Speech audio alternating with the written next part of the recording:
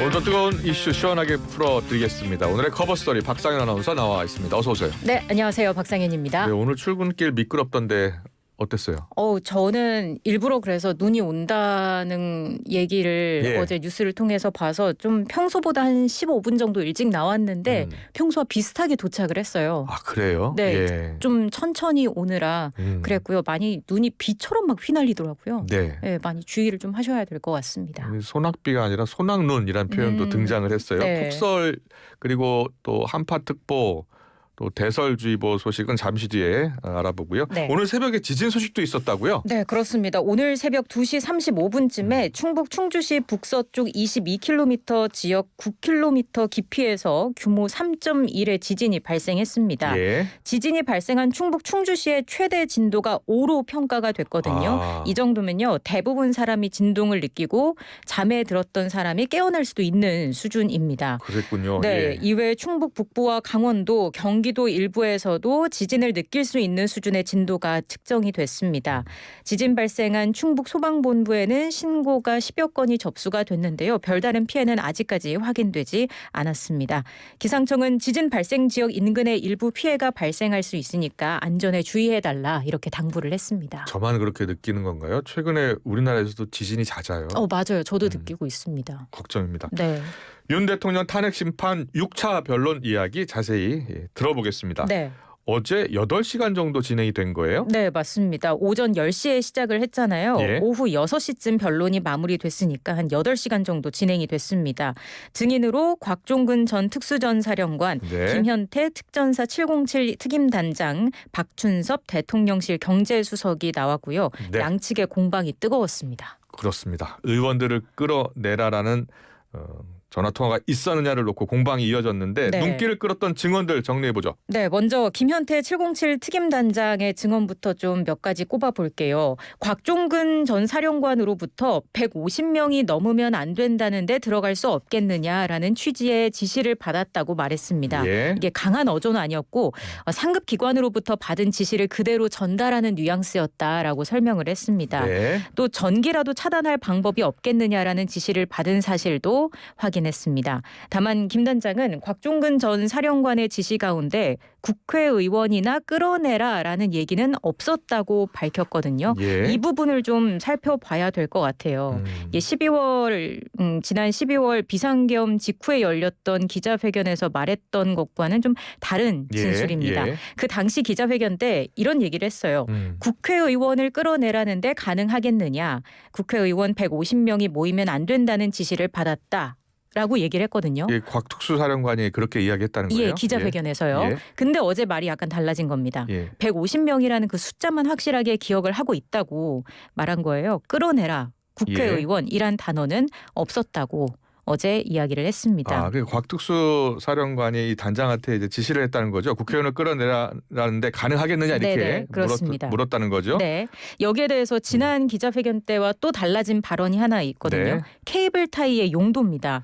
지난해 기자회견 때는 인원을 포박할 수 있으니 케이블 타이 이런 것들을 원래 휴대하는 거지만 잘 챙기라고 다시 한번 강조했습니다. 라고 얘기를 했는데 예. 어제 증언에서는 봉쇄해야 하는데 문을 잠가야 하는데 케이블 타이 넉넉히 챙겨라. 문을 봉쇄할 목적으로 사람은 전혀 아니고 이렇게 예. 진술이 좀 바뀐 겁니다. 그래요? 왜 바꿨을까요? 잠시 뒤에 좀 물어봐야겠어요. 네. 전문가들한테요. 예.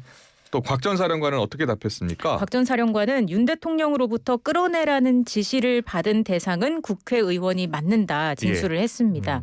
이 증언에 이목이 집중됐던 게 이전에 김용현 전 장관이 4차 변론에 나와서 요원들을 빼라고 했다라는 취지로 얘기를 해서 네. 이게 요원이냐 의원이냐 좀 공방이 있었잖아요. 그렇죠. 예. 근데 어제 6차 변론에서 곽 전 사령관이 이걸 정면으로 반박을 한 겁니다. 본회의장에 국회의원들이 여러 명 들어가는 상황이었기 때문에 제가 그렇게 이해한 것이다라고 한 거고요. 또 곽 전 사령관 증인신문 때도 이 용어가 추가가 됐어요. 윤 대통령이 의원이라고 확실히 말했냐라고 윤 대통령 측이 질문을 했는데 이때 곽 전 사령관이 의원인가 인원인가 라고 얘기를 한 겁니다. 그래서 이제 정형식 재판관이 예, 직접 나섰습니다.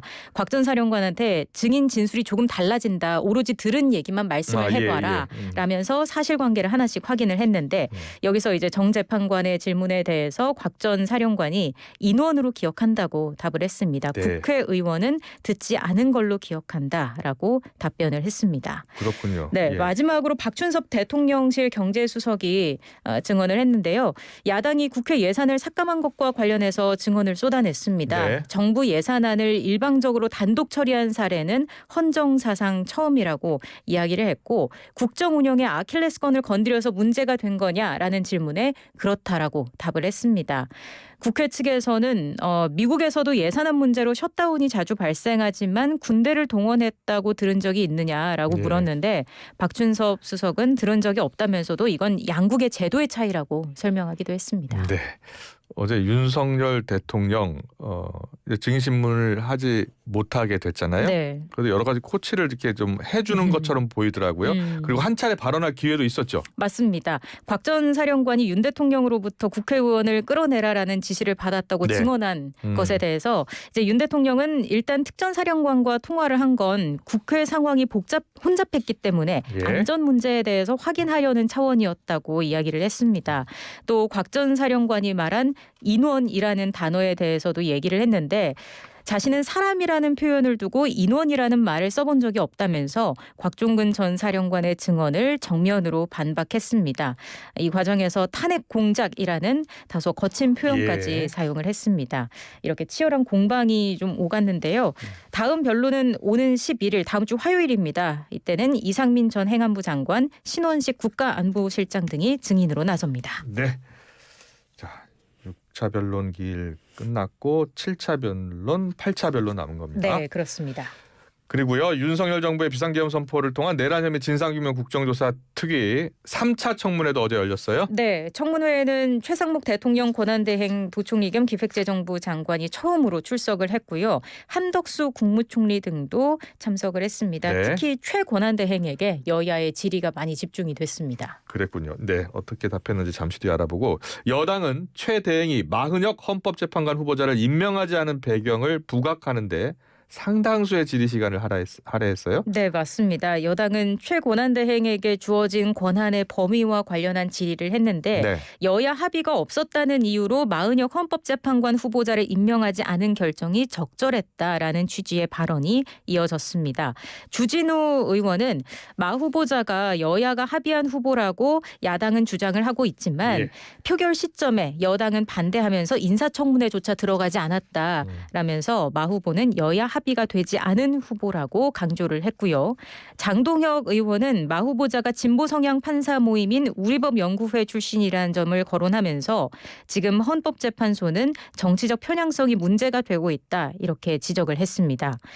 여당은 또 지난해 12월 국회 본회의에서 한덕수 국무총리가 대통령 권한대행 탄핵소추 당시에 대통령 탄핵소추 요건인 재적 국회의원 3분의 2 이상 그러니까 200명 이상 과반의 찬성으로 200명이 아닌 과반의 찬성으로 예. 의결된 데 대해서 문제를 제기했습니다. 국무총리에 해당하는 조건인데 당시 야권 192명만으로 탄핵안이 의결됐다면서 반발을 했습니다. 그랬군요. 예, 당사자인 한청리도 출석했어요. 헌재에 네. 대해서 뭐라고 했습니까? 원론적인 수준의 답을 내놓긴 했습니다. 헌재의 그 판결은 정말 공정해야 하고 절차적 정당성 그리고 상식에 맞아야 한다 이렇게 답변을 했고요. 이건 국회 탄핵소추안 가결 이후 처음으로 헌재에 대한 생각을 밝힌 겁니다. 그랬군요. 네. 자, 야당 질의 내용 좀 볼까요? 네. 민주당 같은 경우에 최권한 대행이 마흔혁 후보자 임명하지 않은 것에 대해 질의를 했어요. 네, 잘못이라고 비판을 하면서 예. 왜 임명하지 않았느냐 따져 물었습니다.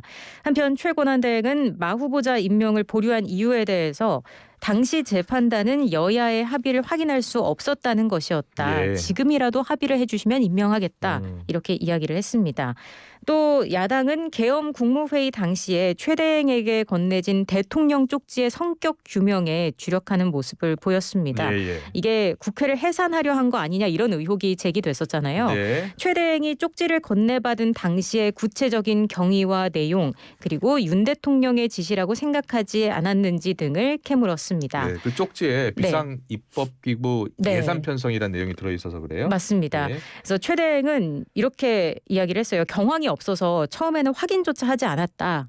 선을 그었고요. 예. 나중에도 자신은 계엄에 반대했고 쪽지가 계엄 관련 참고 자료라고 생각해 무시했다고 부연했습니다. 네.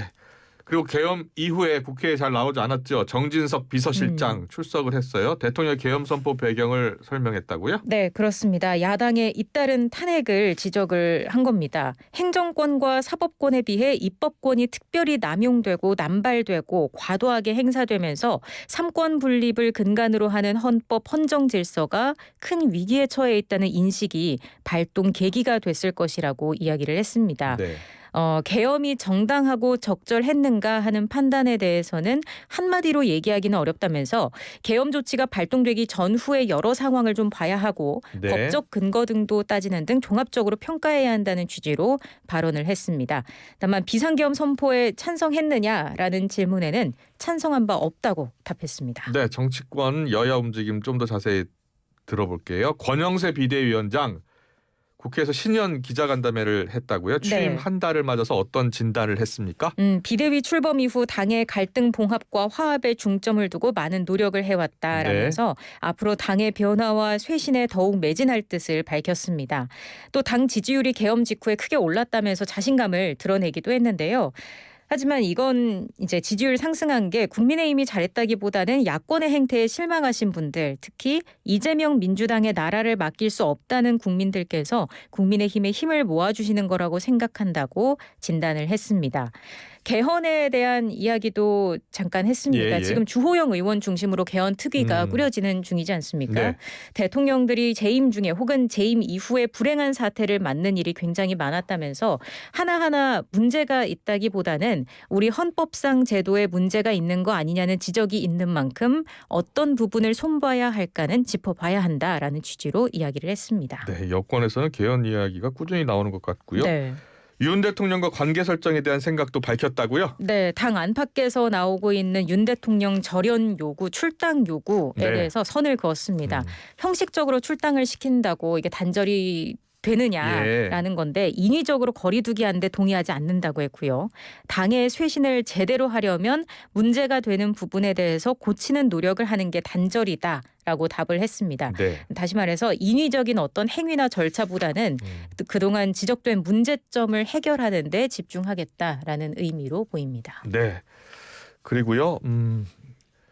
이재명 대표의 최측근이죠. 김용 전 민주연구원 부원장이요. 어제 항소심이 나왔죠? 네, 그렇습니다. 김용 전 민주연구원 부원장 불법 정치자금과 뇌물수수 혐의를 받고 있습니다.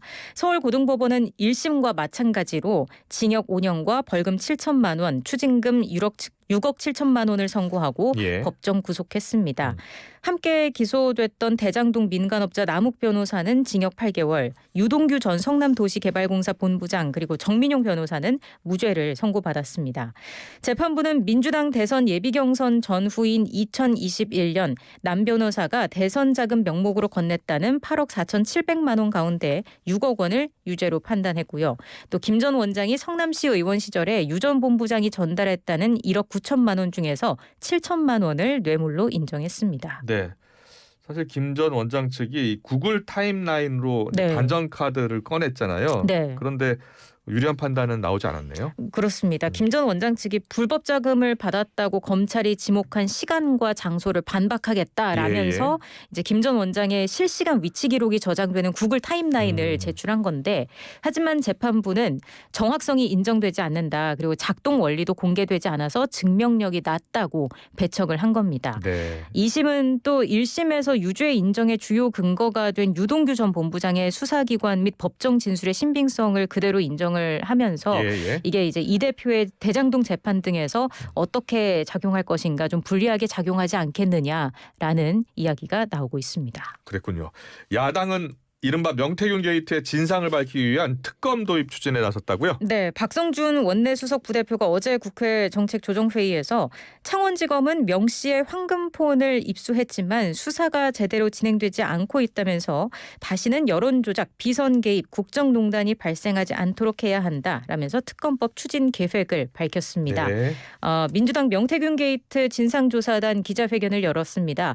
윤석열이 계엄 쿠데타를 일으킨 핵심에 명태균 게이트가 있었다. 창원지검 수사 보고서가 윤석열에게 보고된 것이 영향을 준 것이라고 의심하지 않을 수 없다. 정확한 워딩을 가져온 거고요. 그랬군요. 네, 명 씨의 입이 열리면 홍준표, 오세훈, 이준석 등의 정치인들이 줄 초상 난다는 말까지 있다라면서 명태균 게이트를 덮는 게 국민의힘의 목표인지 밝혀야 한다. 이렇게 주장을 했습니다. 국민의힘 반응은 어떻게 나왔습니까? 검토할 가치가 없다라면서 반대 입장을 밝혔습니다. 김기흥 대변인은 해당 사건은 현재 창원지검에서 수사가 진행 중인 사안으로 특검을 추진할 필요 자체가 없어서 검토할 가치가 없는 사안이라고 말했고요. 앞서 이름이 거론됐던 홍준표 대구시장은 불쾌감을 페이스북에 드러냈습니다. 더불어민주당이 나를 잡으려고 명태균 특검법을 발의한다고 한다라면서 다른 사람은 몰라도 홍준표는 그런 사기꾼에 엮이지 않는다라고 적었습니다. 명태균 황금폰에 수만 건의 포렌스식 조사를 했다고 하는데 전화 한 통, 카톡 한 자 안 나올 것이다라고 강조를 했습니다. 네. 그리고 지난해 6월이었죠. 작년 6월에 동해 심해가스전 대왕고래요. 네. 크게 보도가 됐는데 1차 시추 결과가 나왔어요. 네, 시추가 공사가 이제 마무리가 됐어요. 네. 근데 그 결과가 나왔는데 정부의 판단은 경제성이 없다. 경제성이 없다. 라는 것이었습니다. 예. 산업통상자원부는 가스 징후는 발견을 했지만 그 규모가 유의미한 수준은 아니었다는 취지로 얘기를 했습니다.